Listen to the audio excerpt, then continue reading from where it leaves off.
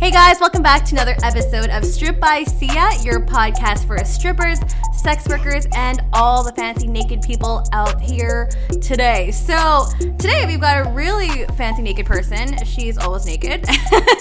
She goes by the name of Karla Lane.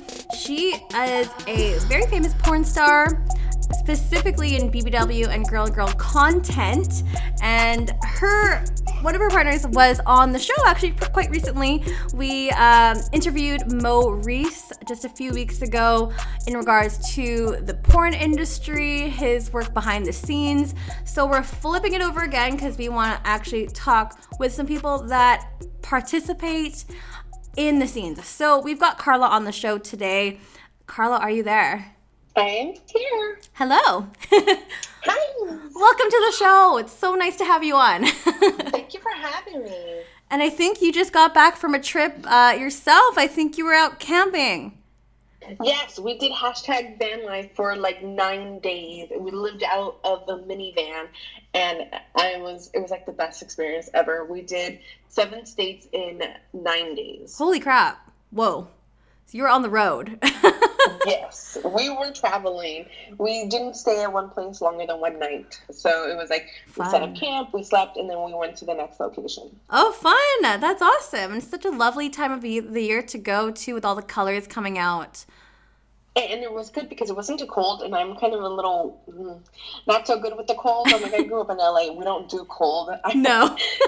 So, like, the coldest we got was in the 40s, and I'm like, all right, I can live with that. I'm comfortable. Okay, yeah, that's pretty chilly. Where did you end up going? You said 7 states. I think I saw a post from Mo that you guys went up to Oregon? Yes, so we were in Oregon, Washington, Idaho, Utah, Arizona, and Nevada, and then California. Beautiful. I love all those states. I visited all of those, and it's such a nice time of the year to go visit, especially like the Pacific Northwest.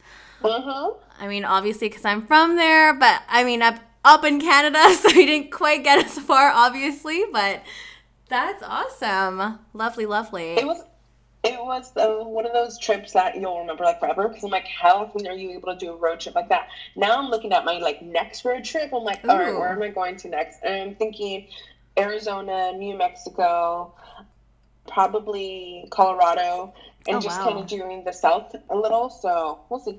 Wow. I mean, well, you got 50 states to choose from, so you got a lot of ground to cover. Fun. Alaska is the dream. Driving up to Alaska is the one that I'm like, if everything opens up by spring, that's one that I don't know if I could say no to and do a 2-week trip up. Wow. That would be a road trip of a lifetime. I am completely with you on that.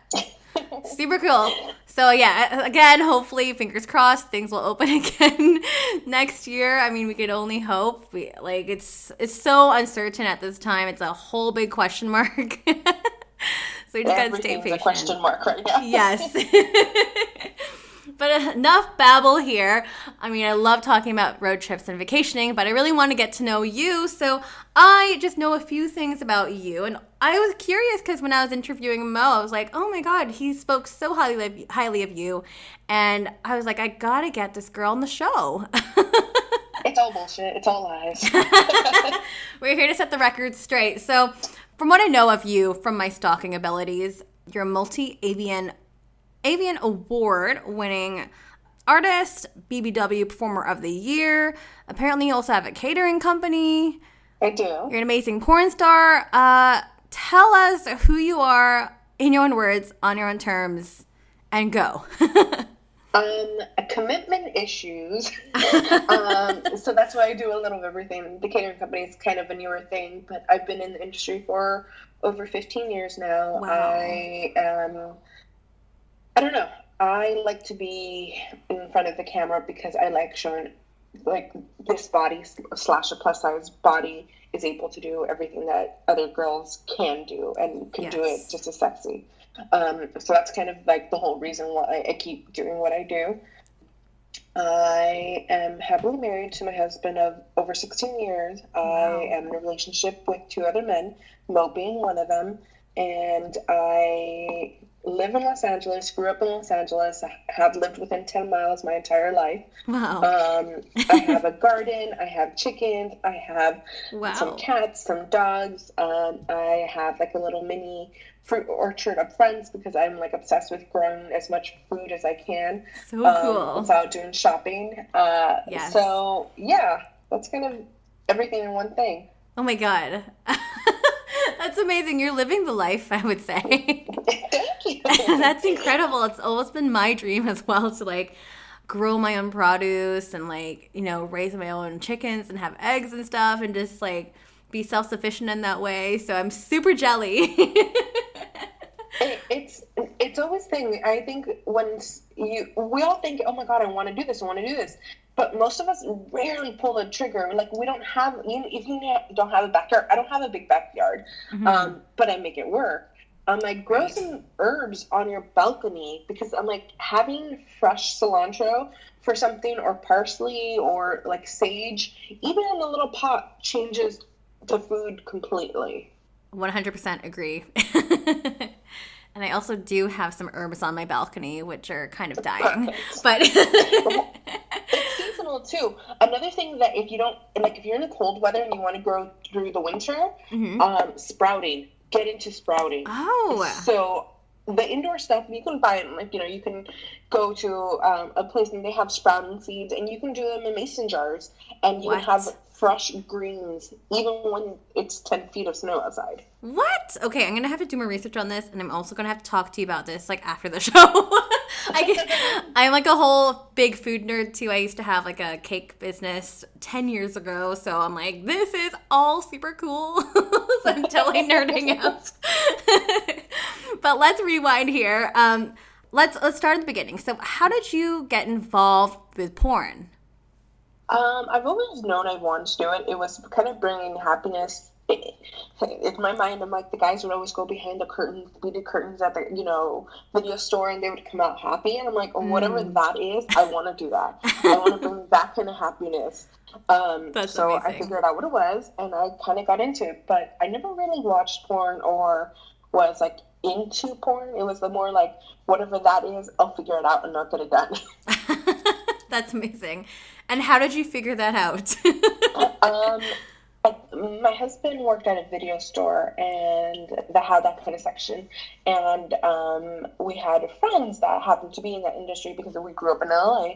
And the moment I turned 18, I got tested and I booked my first gig within a few days. And then that was kind of it. Wow. Oh my gosh. Wow. That's incredible. So wait, what the heck? So you didn't wait a minute. You just, right when you turned legal, you're like, I'm going to do this. I'm going to commit to this. Did you do any research before that? I mean, you had friends. Not really. No. I had friends that were kind of in and around the industry, so it wasn't like a foreign concept. But I was also kind of one of those people that likes to jump off a cliff and figure out where I'm going after I jump. So that was a thing too. That's incredible. So you've been doing this, you mentioned, 15 years plus in the industry. So you haven't stopped at all since you started. No, I took I think 3-month break at one point, but that was during when my father passed away. So it was kind of like I can't be me for a little bit, which is fine. Right. But that was it. And besides that, I've always just been here. Sometimes I always joke. Plus size / BBW, it's like a roller coaster. Sometimes we're really popular and everybody wants us. And like we're up. And then it hits like a slump where it's like, no, we're going to, go all the way to the bottom and then work our way up to the next loop. So right now we're kind of on an upswing where everybody's like, oh my God, yes. Yay. Very cyclical. Interesting. So when you got started, how did you get involved? Like, did you have to contact an agent, or what is the process like in Los Angeles? It's a huge hub. Back then, there was only a few agents, and it was kind of like, oh, you went to World Modeling was one of them back then, and they would take a few pictures of you and put you in a Polaroid book, and basically the people that were hiring would look through the Polaroid book. That was a thing, but I always just got hired by word of mouth. Somebody would see my work or the DVD I was on or whatever, and then reach out to that person and hire me that way. Oh, wow. But That's now, really different. It's a completely different ball game. Now Right. you can have an agent, you can have everything, but if you have a big enough presence on social media, they're going to come to you. Right. Yeah. And you have quite the following as well. You've definitely worked your way. Thank you. And That's that's like my incredible. 6th account in like the last 5 years. Oh my gosh. It's always sad when it goes bye bye and you're like, I worked so hard for that. Of course, and you got to start from scratch again. I know all Mhm. about that. Oh gosh. So it was a completely different ball game back in the day. Was it really difficult for you to get started in terms of like, okay, like I'm doing my first film. Can you tell me about that process or that time if you remember it? Honestly, that's the thing. It was just so simple back Oh, then, because it was like word of mouth. There was only so many people out there. There was only so many producers out there. It wasn't as many as now, where right. like there's 100 different companies and you don't know if it's for this market or that market. Back then, it was like, oh, is this for the European market or U.S. market? And that was like the main thing. Everything else was like the person after a Right. while. So I don't know. It's just a different thing now. It's like somebody can have a Pornhub page and have a million subscribers, and you wouldn't know who that person's face is. Right. That's so So different. yeah, exactly. Holy crap. And you mentioned something curious too. So you mentioned, is this for the US market? Is this for the European market? Can you elaborate a bit more on that in terms of like what is the difference between both? But back then, it was more Europeans were a little more edgier, I would say. So it would be different stuff. It would be more anal and more things like that, and US would be more softcore or just picture based or something, because that was the market. There was DVDs, early DVDs, still magazines going on, Right. but now it's all mixed up into a giant bowl because it doesn't matter. The Right. internet is around, so you can film one thing and it can be distributed everywhere. Right. Yeah. So I guess speaking to it now, it's not. It's just all jumbled up together. There's no distinct Mm-mm. difference. Oh wow. So you've been like, because you've been in the industry forever. In what other ways have you seen that the industry has changed? I think just more recently, the models have more control of their careers more than Oh, ever. You can decide you want to do this or not do this. Back then, it would be like, well, I don't need to get paid. This needs, so I'm going to take this job even if I'm not 100% comfortable with whatever the scenario is. Now it's right. like, no, I make enough on other platforms that I don't have to do something I'm not comfortable doing. So that Right. is a huge power, like, grab right there, which is amazing because I'm like, Yeah. I don't ever want to do anything I don't want to do. And I never have, which I've always been blessed to be in this scenario where I've had more control of my career the whole time. It's incredible. But yeah, I think you can come in now and go with build yourself up. You can start, any girl can start now, and then with the right work ethic. And it is a job. It's not just, I'm Yes. going to get naked in front of a fucking computer and see where that goes. Right. You could make as much money as you want. I know girls are making $200,000 a month, and I know girls Wow. are making 1,000. And it Yeah. just really depends on certain variables, and it's not 100% like, oh, what you look like, what you do this, because there's a market for everybody. It's more, Yes. can you communicate with your market? Can you communicate with the people that want to see you, that want to interact with you? Can you build a relationship? Yes, it's very involved, and I feel like a lot of Yes. people, in general, with sex work, and we've had so many conversations like this on the show, is that people don't exactly know what they're getting themselves into, and don't really have those expectations already set in place, which is pretty Yeah. problematic. So, what kind of work? Because you mentioned work ethic. What kind of work ethic do you think works well in sex work in general, and especially in regards to porn?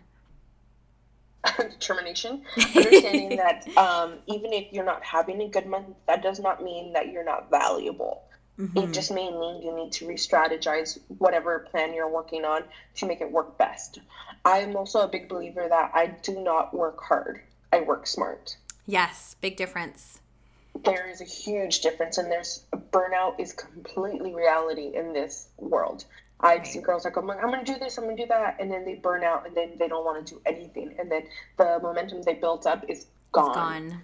So I've always been, you know, I like to batch work. I like to film 5 scenes in one day and then not film for another 2 weeks. That kind of brings me through the week of content I need to upload and things like that. Right. And it makes my life easier because I have, like, I don't know if you can hear, but my chickens in the background. I can. Like, they're just chilling back there, and they're like, "Hey, Mom, it's time for dinner or lunch at this point." And they're like, "Are you going to come back here?" And I'm like, "Yeah, I will." So that's the kind of stuff I'm like, I can't always just set up a camera and shoot when I have real world stuff that I need to deal with. Right. So I like to kind of put everything in one little, like, this is my time frame, this is what I'm going to get done, right. And then go to, hey, I'm going to take care of the chickens, or to go to the garden, or play with my niece or something, Yeah, it's all about prioritizing.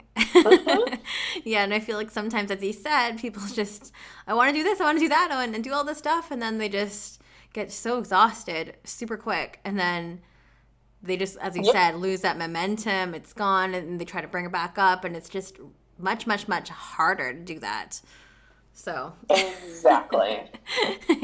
I completely agree with you.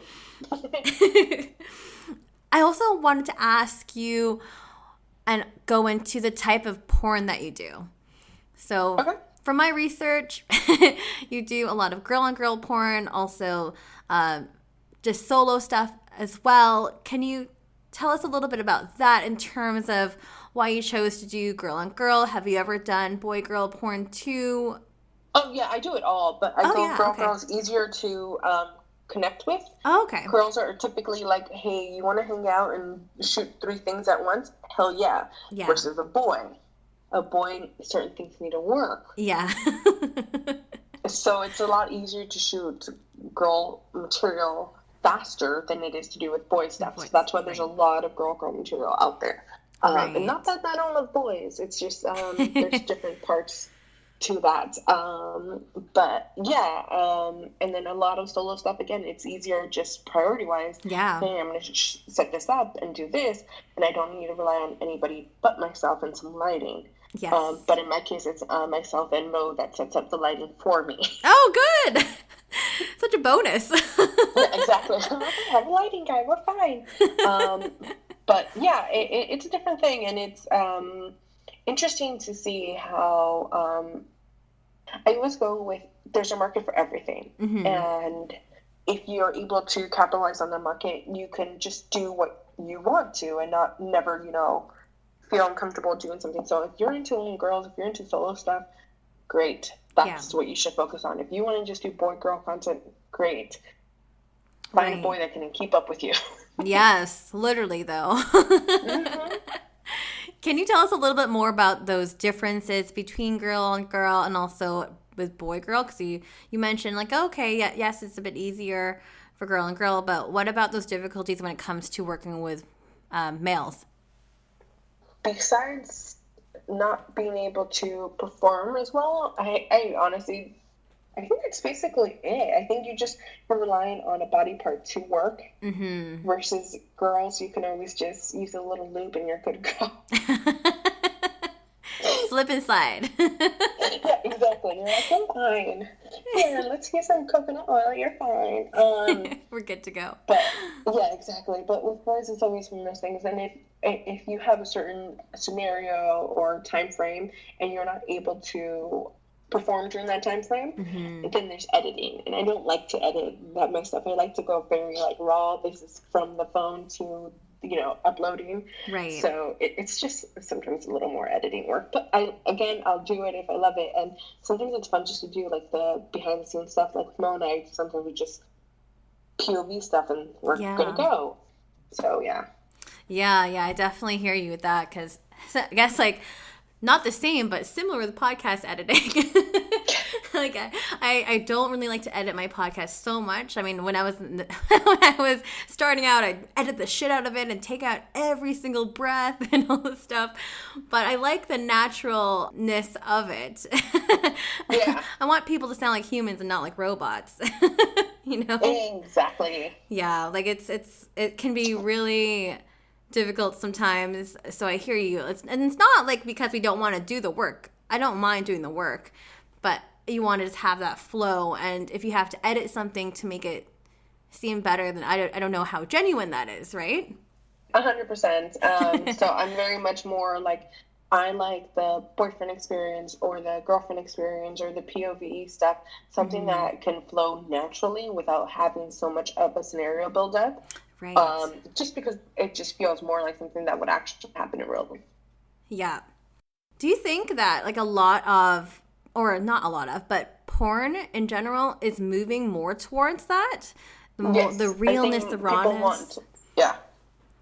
Yeah, people want the connection. They want the realness. They want the ability to imagine that they're in the scenario versus a full like setup and things like that. Right. Yeah, because I don't really see much of that, like the whole like storyline and like something that's completely like just set up for that shoot. You know what I mean? Like I feel like it's kind of shifting away from that narrative. It is, but also there's a place for that as well. Yes. The glossy, this is all set up, this is all everything. Those are, sometimes you just want to watch YouTube and watch, somebody's vlog, and other times you want to watch the summer blockbuster hit on IMAX. So just because it's different entertainment doesn't mean it's not entertainment. Definitely. That's a very, very good metaphor, by the way, too. Excellent. What are some of your favorite scenes to shoot? Because you mentioned POV, you mentioned girl on girl, girlfriend, boyfriend experience. What are some of your favorite shoots that you've done in the past or currently do? I'm big on POV fantasy. So very much the interacting where it's the other person is interacting with me, but without actually interacting with me. So it's very much like, "Hey, sweetie, how's your day?" Pausing, letting them respond to the video, and going, so that interaction where it feels very natural, right, is kind of my it thing right now. I like that. Very real, right? That's awesome. And also, going into the whole body image thing, can you speak about that? Because obviously that plays a big part in the type of porn that you do, because you do BBW/plus size porn. Can you tell us a little bit about that if you want to open up and don't mind sharing? I think the big reason that's a thing, I think we're so used to seeing, when I was growing up, it was the blonde with boobs and, just the traditional porn star look. And it was, you couldn't imagine, I almost go with it, if you walked in on your husband or your boyfriend masturbating to that, it would almost give you that, oh, wait, you're into that, but you have me? How? You know what I mean? Yeah. So I think if we are able to have more body diversity in the industry, I think in general people will feel more comfortable, because you're giving more options. So if you walk into your husband masturbating to one of my videos and you're also a plus size person, you feel a little more like, oh, he is into me. Yeah. It's like kind of that little extra, okay. And it's, again, everybody has their choices. You can like blondes one day and brunettes another, but giving them the option of having more so they can feel more of a realistic connection to that person, great. But then there's also, I like cartoon porn because it's just the fantasy and things like that. And I'm like, but yeah, I think the idea of just giving more diversity in porn in general is important, just to make the general public feel more comfortable with what they're working with and who they are, and not assume that because they don't have a six-pack, they can't, get the hot chick or vice, so on. Yeah, definitely. I completely agree with you. Just having more representation in general, whether it is body, whether it is a certain race or something like that, like I feel if there's generally more representation, it's just a lot more relatable. Yes, exactly. Yeah, and I think that's a huge thing, especially in this world that we're in now. I think the more representation we have in every media, it's just better. I think porn is sometimes thought of, oh my God, it's so naughty, it's so this, but porn has a huge thing. I'm like, once you start seeing a trend in this, it starts becoming a little more mainstream. You're like, oh, okay. Definitely. That's where it started. Mm-hmm. Absolutely. Because, like, how was that growing up? Because then you wrote that example there of, you have that stereotypical blonde, busty, a size 0 and stuff like that. Mm-hmm. How was that growing up, and when you, like, in terms of, like, when you started porn and not having many role models to look up to? It's funny because I never thought of it that way. I always joked that I was the chubby plus size girl with a cute smile. Just because it was, I got hired for things because I was nice and I had a nice personality and I was easy to work with, and the basic stuff that you want to. So it wasn't always about what I looked like. Right. Okay. It was more like they wanted to work with me, and that was a huge opening thing because I got opportunities that some people wouldn't have had just because of what they were looking for hired. I'm like, in the beginning, I used to do videos that I'm like, this isn't my genre, this isn't my thing, but it was almost like, put me in, coach, I got this attitude. So sometimes I would pop up in videos and they're like, wait, what is she doing here? And I'm like, I don't know, but they wanted me, so I'm here. But yeah, I don't know. It's a thing. It's a thing. Did you ever have like imposter syndrome when you were starting? I think every woman has. Yes. Ask a man that question, they're like, no. They're like, what's that? Should I Google this? What is this? I think women in general always do. We're always giving this idea that, and I don't know. I'm like, I wish I knew where it started off, because I see kids with this. Like, I can't do this. I don't know how. Yeah. It's like, no, sweetie, you can figure this out. And they're like, well, I'm not the best, so I can't do it. And I'm like, you don't have to be the best. You just need to be able to play the game. Yeah. And that's a huge thing. I go with me, okay, cool, I'm the top rated, blah, blah, blah, blah, blah. Add whatever you want to add there.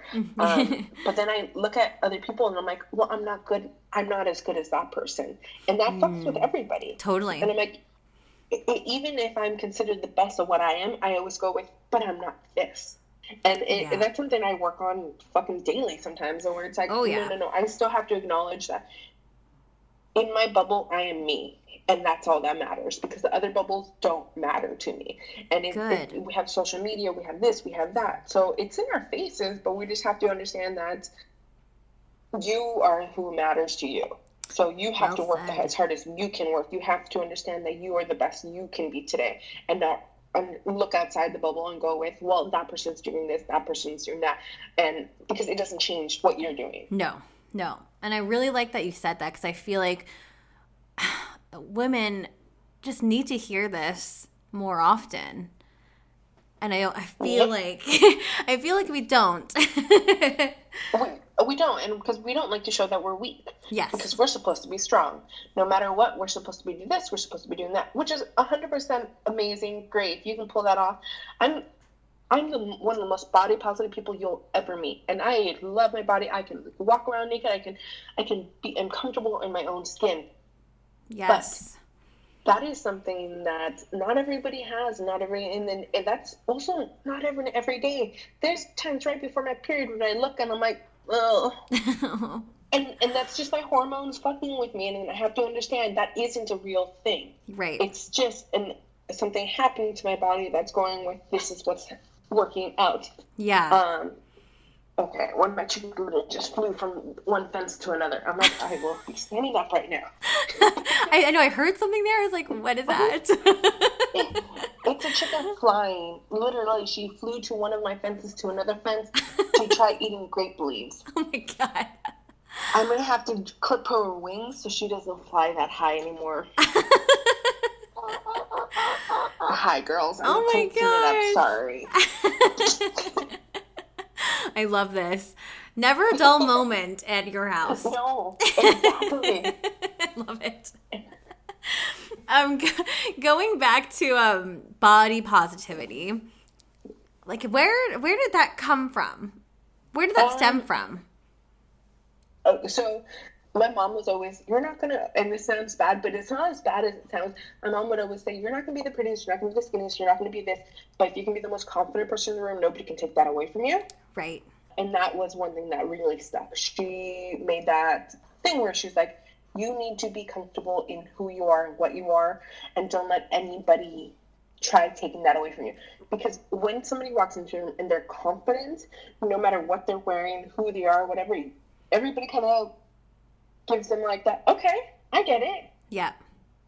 So that was a huge thing for me growing up, and that kind of just stuck. That's awesome that she instilled that mindset into you. Were you pretty young when she kind of had that talk with you? Yeah, I developed really young. I was always, I had a C cup by the time I was 8. Oh, wow.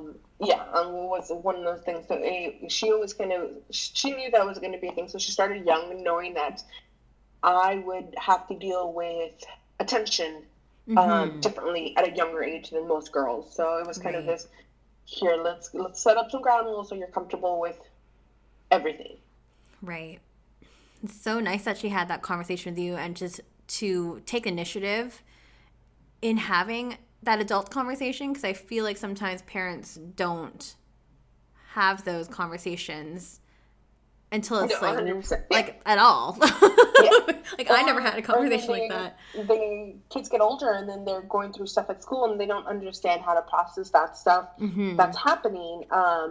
So if you're told younger that there's certain key things to life that will help you, and it's not, always getting the best grades. It's not always that. It's kind of that fundamental building blocks, being confident, being able to talk when you're uncomfortable, being able to express your feelings in a not, oh my God, I'm crying about everything, Yeah.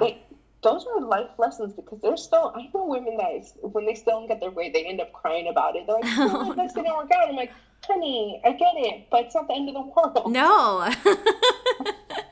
I know people like that too. They exist. Yeah. Yeah, so like, how do you view body image nowadays? From like back then in comparison to like when you were a kid? I go with now, I think it is all an illusion because of social media. Yes. And it just gets so messed up that you, as your own person, need to have it's almost, you have to pull away and just acknowledge your body is your body. And I go with, look in the mirror for a few minutes a day, just butt ass naked, and go with, this is it. No filters, no lighting, no anything. Then just go with, this is it. Because I'm like, now we're so used to seeing so many images, and growing up we didn't have those.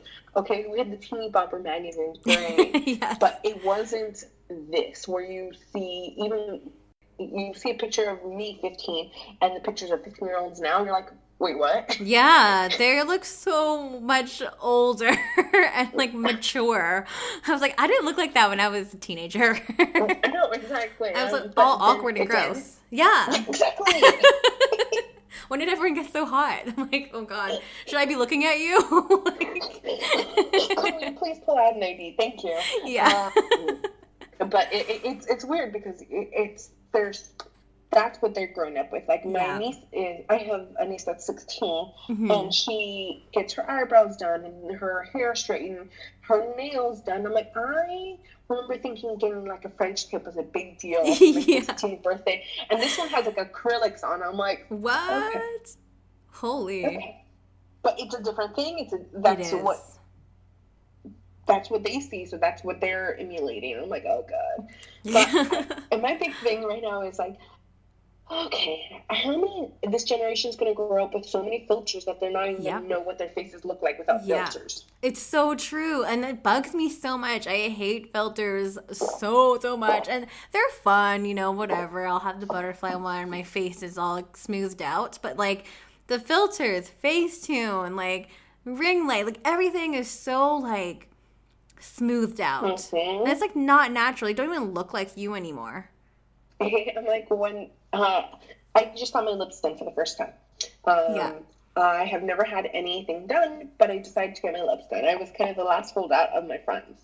And I didn't get much. I just got enough to go with I got a little pucker. But it was this thing where it's like, now that when I use filters, my lips look massive. Like, okay, maybe this was a bad idea. But interesting. Like, I'm like, no. And there's other people that see that and they're like, oh my God, I can go bigger on my lips. I'm like, and I'm looking at this, I'm like, oh no, did I make a mistake? Did I go too much? Did I just go half a syringe? What's happening here? So it's interesting. It's definitely interesting. I mean, kids these days, wow, I sound so old. I sound so ancient now. I'm like 31. I'm like, oh gosh. But like, I mean, they're thrown at with all these social pressures, as you said, like all over Instagram and TikTok, and there's so many fads and trends on those platforms with the whole like what I eat in a day. And I'm like looking at those videos and I'm like cringing. I'm like, that's like maybe 400 calories, if that, a day. A day. Like, that stuff's so unhealthy. You wonder why these girls are like, oh, for this morning, I had 3 pieces of fruit and a yogurt cup. And I'm like, okay, great, that's fine. And then like for lunch, I had lettuce. Yeah. Okay. And then for dinner, I had steamed this, steamed that, and steamed this. Like, okay, 100%. But it is that breaking down. Like, it's hard. Like, there's no right answer or wrong answer anymore. It's just a lot of info and cultures out in the world. It's just bad. So I'm really glad that you have this whole body positivity thing, and you have that on your Twitter as well. Just throwing that out there, because I mean, with body, it's super vulnerable too, and especially in porn, because you're full on naked. You know, nakedness. You see everything, which is great. Well, going into that, BBW, yes, for plus size. What is the proper term for that? How would you describe it? Like, what's your definition? So I like plus size only because it isn't a porn term. When you go to Target and you go to the plus size section, cool. You don't go to the BBW section. Right. BBW is a porn term. Yes. Which is great, but I go with, if you're able to open our terminology, I would say, I think it would be a little more accepted when you're like, I'm a plus size porn star versus I'm a BBW porn star. If you don't understand those terms, you don't understand who this person is without researching a little more or asking certain questions. Right. So that's why I like using the term plus size. It's just a more of a suitable kind of like everyday term. I'm a plus size porn star. Yeah. I like that. But BBW is a term that's been around forever. Yeah. And some girls like to relate to that. So I'm like, great, you choose you. Totally. I go by both. But I just like plus size just because it's more, you can say it out loud and it doesn't sound so mysterious. I like that. Do you find that there's any stigma with using the term BBW? I know you use both interchangeably, but do you think there is any kind of stigma that's attached to that versus using plus size as a term? I don't know. I think it's changing. I think in the beginning it was like, oh yeah, that just means you're fat. Oh, cool, whatever. That was a bad, people are like, why don't you say fat porn star? I'm like, because there's different stuff to it. But I think we're coming to a thing where we're understanding that there's a lot more bodies in porn. So even BBW is kind of going with, so what do you consider big? Right. And that's all subjective. Right? Like, what would you that even mean? Like, what is the cutoff? Size 8, size 12, size 16, size 24. What is your terminology of big? And that's why with plus size, you typically, in most stores, plus size is anything over size 12. Right. This all makes sense. This is making sense. Like that. I also wanted to go into your relationship as well and polyamory, because I feel like a lot of people are just really curious about this as well, because obviously, like, I interviewed Mo a few weeks back, and he mentioned, I'm in this like open relationship with Karla Lane, and I just wanted to hear a bit more about that and how you got into that relationship.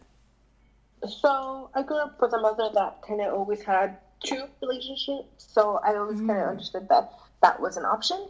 Cool. And I knew early on with my husband that would be something that we would be doing. Right. And it just kind of developed. It originally was like we would hook up with other people, but it was never really like relationships, and then it became more relationship based. Mm-hmm. And yeah, and I've had partners for 3 years. Mo and my other partner are officially the longest relationships I've had. Wow. With other people. So Mo and I are going on 4 years in a few weeks. Wow, congrats. Thank you. And it works. I'm like, he comes to holidays with my family. He So is cool. involved with my life. Like, my niece is 3 months, and my sister's already saying, that's Uncle Mo. Aww. Like, acknowledging that he is part of the family and not just a friend or somebody that's not going to be around long term. Right. But yeah, I think for us, having an open relationship just means that there is stability in more relationships than just one. Mm-hmm. And I don't have to rely on one person to fill all my needs when I have multiple people to help me fulfill those or stay happy or whatever you want to call it. Right. Okay, a couple things here. First of all, your mom and your family sound awesome. I love how they're so supportive, and you were exposed to that at such a young age, and just knowing that you have these options here. That's super cool. And two, Mo's awesome. I loved we had such a fun time chatting. And he only had such great things to say about you. So I think like your guys' relationship is really, really beautiful. I love what you guys have created. It's awesome and brought you to the show. So super awesome. Do you have any tips for people that want to tiptoe or get into an open relationship? I know it's always tricky sometimes. What would you say to them? Communication. Right. Seriously, you need to communicate what you're feeling, how you're feeling. If there's something that can be adjusted and things like that, and not hold something in to let it blow up and make it a bigger issue than it needs to be. Mm-hmm. I think most of us are so like, oh, it's not a big deal. It's going to change. Don't worry. He'll figure it out. But most people, most girls can't figure it out if they don't know there's a problem. Right. And we're so used to not communicating problems because we don't want to cause issues. Mm-hmm. That makes a bigger issue. And then it blows up, and then it can be a relationship ender versus this could have been a conversation we had 6 months ago about how we're communicating or what's not working for us. I think if you wanted to expand an existing relationship to being more open, I think it has to be something that both of you guys want to come into the table with. Absolutely. Because it could be a relationship ender, and that's okay too. Not all relationships are meant to last forever or, be the same. We know friends that have been married, divorced, and so on. And sometimes the person you were 4 years when you started the relationship isn't the person you are now. Yep, totally. So if you're willing to communicate the changes that are happening with you or the relationship the whole fucking time, it's a lot easier to go with, okay, this is kind of where I'm feeling it. How's this working out for you, Right. I don't know. It's hard because I'm like, everybody's so different, but I think if people just talked more and understood that things do change and, you became a mom, so maybe you don't want to do this, or maybe you want to do that. Maybe there's certain things that happen, but communicating that with your partner or just understanding that it's a thing. It's things happen, things change, and you have to be okay with that. Yeah, well said. And that type of advice can be applicable for any type of relationship, whether it's open, whether it's closed, Yeah. That's awesome. Thank you for that. I guess with that, we'll go into some Q&A because there's a bunch of questions that came in from your fans. So awesome. I guess we'll just get into it. So this person writes in, Karla, you were so sexy and gorgeous. When will you be having your Taco Tuesdays again? So I host sex parties typically pre-COVID. Fun. I honestly do not know when I'm going to feel comfortable being around a crowd of people that isn't tested or isn't like that. We're talking a very sexually charged environment, and there's kissing, there's bodily fluids exchange. I'm not 100% sure how I feel about that. Yeah. So it may be a while, and it sucks because I love those I would make tacos, like literally we would cook tacos and like hang out and have some Fun. nachos, and then it would be at a sex party and people could go off and, play or sit around and chat. But yeah, Oh, with COVID man. happening and things like that, I don't know. Yeah, it's a big question mark again with that. Mm-hmm. And I forgot to ask you, like, how are you dealing with COVID in the porn industry with COVID? We get tested basically every other week. Hmm. Just to keep that in mind, I have not really worked with anybody else yet. We have a small circle of friends that we hang out with, but Right. it's a very small circle of friends. Yeah. Besides that, it's kind of we've been in our own little COVID bubbles and just Hmm. staying at home, or I go between my house and Mo's house. I have to be super extra aware of everything because my stepdad's on dialysis. So Oh, okay. if one of us does get sick and it can go bad Yeah, fast. yeah. He can be So compromised, so yeah, yeah. yikes. We're super careful. We are very careful what we do and how we do things.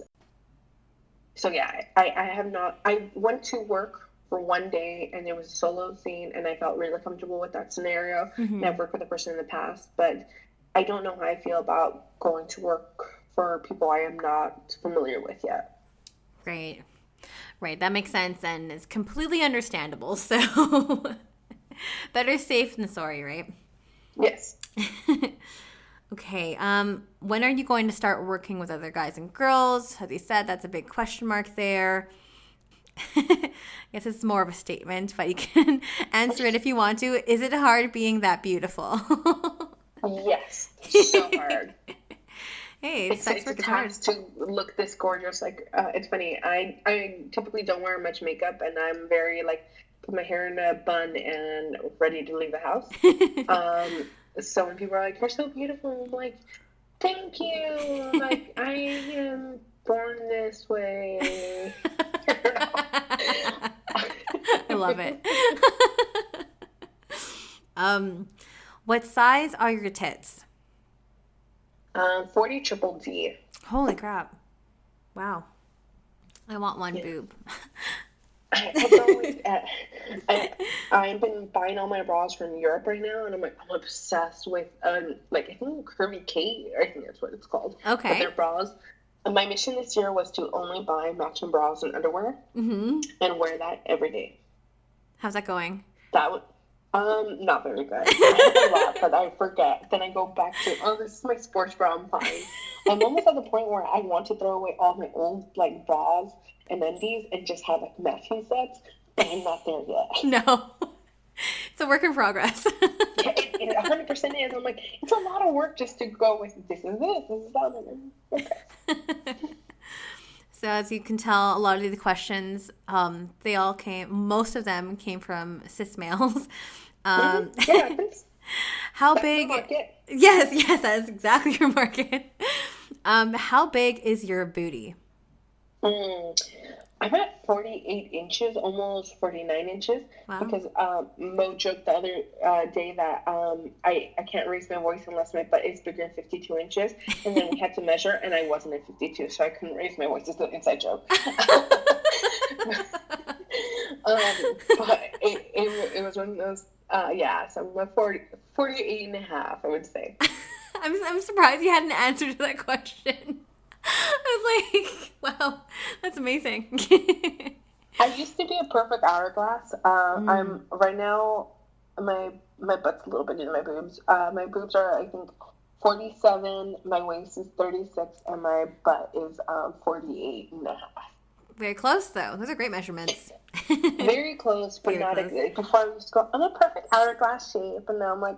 I'm very close. I'm a little. My hourglass was a little messed up in the blowing process. How does a porn star keep a healthy relationship with their partner? By the way, he's a great photographer. Communication. Yeah. I think it's understanding that this is your job. This is what you do for a living, and this. And I'm not that good at it sometimes. Sometimes I bring my work into my relationship, even if we're partners in both. Right. It can be where I focus too much on work when we're supposed to be just hanging out on the sofa. So we're getting better about boundaries when it comes to time management, about what I need to do and what needs to be done, versus just hangout time. Because I used to go with, hey, we're just watching TV. Let me just go on my OnlyFans and message everybody. And now we're like, no, we have time for that. Right. This is my time frame for work. This is my time frame for, hey, honey, let's go have some dinner. Right. That's good. That's really, really good in terms of like, if you're able to separate the work from personal, I think that's hugely beneficial to any relationship. Yeah. Again, it's a work in progress, but we're getting there. And it's interesting to see how that's developing, because our work changes so often. Right now, everybody's into OnlyFans. Oh my God, it's all about this, it's all about that. A few years ago it was all about the clip sites, and we don't know what it's going to be 6 months from now. It's going to be all about camming. I don't know. So work changes so often that you have to make sure that gets updated with your day-to-day work stuff as well. Yes, absolutely. Got to keep up with the trends, right? Mm-hmm. What is your stance on beards? Love them. Mo did not have a beard when we started dating. Really? At all. What? And then, yeah. I can't picture him without it. I know, right? And then a few months into dating, I'm like, so we're going to need to talk about this. It suits him well, though. It does. There's a picture floating around of my husband and Mo and me on the red carpet at AVN, I think 2 years ago. Oh, cool. And people are like, you have a type? I'm like, I don't know what you're talking about. They're both 6'2" and have beards. I don't know. I'm not sure. I don't see similarity here, but okay, you say so. Okay, how about this one? Tacos or pizza? Ooh. That's a hard one. Okay, that is a hard one. I'm going to go tacos. I'm going to go tacos too. When there is like one of those, I don't know what to eat. Hey, let's just grab some tacos. And I'm talking like street tacos. Like for me, there's a street taco place a few miles down the road, and they're like super popular. Like their Yelp reviews are like a 5, ridiculously good. Oh my God. But like with like 5,000 reviews. And what? They used to be $1 a taco. Damn. Now, because of COVID, they're $1.25. I'm still down. Oh my God. But yeah, I would always choose tacos over pizza, because I'm like, I can get $20. Before I can get tacos for $20, but I'm like, I can still get a great amount of tacos for that price. And sometimes pizza, you add up and you're like, dude, I just spent $50 on this, and I don't even know what I ordered. What happened? Okay, this one's a big one. So, the story, age, and how she lost her virginity, and go into detail. I was 16. It lasted less than 5 minutes, and then I didn't have sex for almost a year after that. Oh my God. It was not the best thing, and I go with, sorry, Tony Horton, it was disappointing. Oh. I don't think anyone's had a great experience in losing their virginity. It's funny. My husband was a virgin when we got together. Really? So even our first time together, it was one of those like, so we've been at this for about 3 hours. Are you done yet? Okay. Oh. We're going to go eat right now, and we'll be back. I'll take a break. Yes. I love that. Oh, and here we go. Last question. How do you deal with body acne or markings? As a thicker girl, I'm very prone, and it sucks. Okay, so here's a beauty trick I learned a few years ago. If you have a bathtub, use it. I do a hot bath once a week with Epsom salt and essential oils like tea tree, rosemary, eucalyptus, lavender, and chamomile. Things that just soothe the skin. Tea tree is huge on killing bacteria. Yes. So when you do have body acne, killing the bacteria that causes that is the point of that. So I really like to take like an hour bathtub every week. I try every 2 weeks for sure.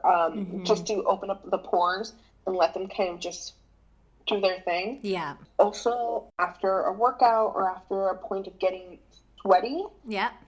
wiping down with baby wipes, huge if you don't have access to a shower. Okay. Because sometimes I'm like, okay, you work out or you're doing something and you just get a little sticky. Mm-hmm. That can cause the bacteria in your skin, especially around your butt, to get really like not so pretty. Yeah. So just wiping down with a baby wipe, game changer. Also, if you have the scars, and I know a lot of girls do sometimes around under their boobs or on their butt because they sit down for a long period of time, aloe vera. Aloe vera? Like straight up aloe vera, yeah. Really? And I put a little with coconut oil at night when I have like a little scar or, something's happening or a pimple. Yeah. I put a little aloe vera with coconut oil and I rub. So it helps, and it sucks because it's one of those situations in mine. Shit happens, and when you get sweaty, it can cause your skin to break out. And it's not even just your face; it can happen under your armpits, under your boobs, between your thighs, or on your butt. Yeah. But if you're able to keep your skin just breathing a little more, it does help. Perfect. That's great advice. Thank you. I was like, I didn't know about that aloe vera trick. That's awesome. It's amazing. And I just do it with a little coconut oil and literally just make it into a little thing and just rub it underneath or wherever I'm having an issue. And I love coconut oil because I don't use many products. I'm very plastic free in the house. Oh, good.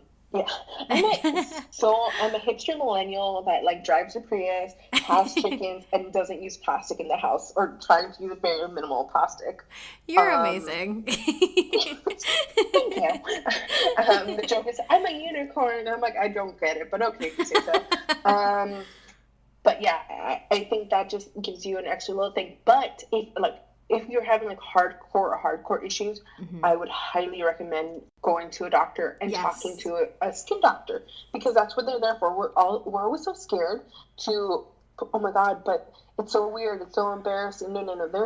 There's prescription creams for everything if you needed it, and if it's getting to that point. But most of us are so scared of going with, but it's not a big deal. But I'm like, if it's making you uncomfortable, or if you're not happy with how you're feeling or how you're looking, reach out to somebody. Yeah.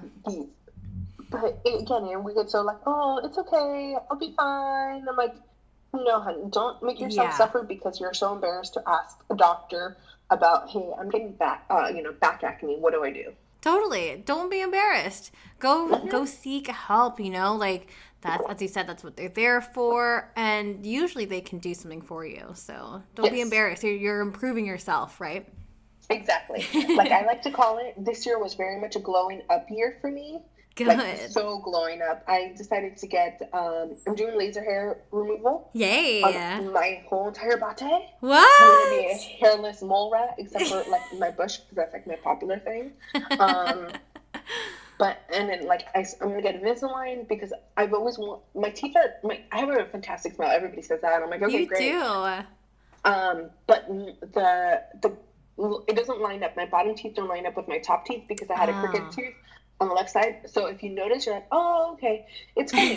Mo and I have been together for 3 years. And he's like, what are you talking about, you crooked tooth? And I'm like, are you fucking serious? And he's like, what? No, seriously, what are you talking about? And I pointed out. He's like, I don't really notice. I'm like, we're together. So he's forgotten about it, or he just really didn't notice. It's a normal thing, you know what I mean? Yeah. So I'm just glowing up. I'm doing all these little things. I'm like, okay. I'm like, 2020 wasn't the year of traveling, wasn't the year of doing much. Like, my budget for my entertainment budget has been like non-existent for months. Yeah. And months. So like all that money that I'm saving on that budget, it is going towards like things I want to do. Yay! If you can tell, I'm huge on budgeting and like having things together. My husband and I became debt free almost 2 years ago. Wow! Congratulations! That's huge. Thank you. And it was one of those things where like we sit down once a week and work through the budget. I'm a big believer that if you want a relationship to work with money, because that's one of the biggest arguments with any relationship when you live together. Oh, yeah. It's always, money. Yes. I'm very transparent with everything in my life, because including money, including this, because it makes it easier to communicate the issues or where we need to improve. Absolutely. Yeah. So, yeah. get a budget together. There we go. Oh my gosh, so much great advice here. Thank you. I'm sure my listeners will definitely appreciate this. But before I let you go, where can we find you? Okay, so you can find me basically anywhere. You can Google me.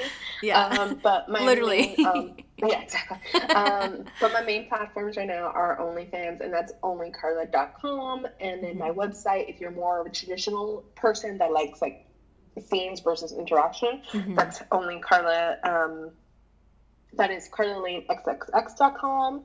And then social media platforms, I'm just everywhere. So you can Google me and say hi. But if I have less than so many followers, then it's not me and you're talking to a fake person. Yes. Careful with that. My big thing with that is I'm like, why would I talk to you on a platform that has 7 followers? I know. Seriously. So frustrating. There's so many of those fake accounts nowadays. And with the fake OnlyFans link. And click for this, and it's just like, come on, guys. Have a brain. And that's the thing. It's just a little more research and you would realize that. And I'm like, if you want to talk to me, great. Come talk to me on OnlyFans. Yeah. The real one. This is my job. Yeah, exactly. This is my job. I love you and I want to interact with you, but I also need you to pay for my time. Yes. Pay or interact with me in a certain way, or understand that I have so many fans, but those fans aren't going to be the ones that click for $10 a month to join my OnlyFans. Right. Which is fine. Yep. They can get the free stuff that's on social media. But if you want to actually interact with me and, get the new content or say good morning to me or things like that, go join OnlyFans. Actually become one of my OnlyFans that gets to interact with me. Yep. Great words to end on, for sure. And again, thank you so much for joining me on the show today, Karla. It was such a pleasure speaking with you this morning. Thank you for having me. Anytime. I can't wait to hear more about your chickens and your farm and everything when we stop recording. But don't forget, guys, it's Strip by Sia on Instagram, all social platforms there, as well as all podcast platforms. Don't forget to like, rate, subscribe, write a nice little comment on Apple Podcasts. And my personal is Sia Steph. If you want to get at me there, you can. And we'll catch you guys in for another episode next week, next Sunday, same time, same place. Bye.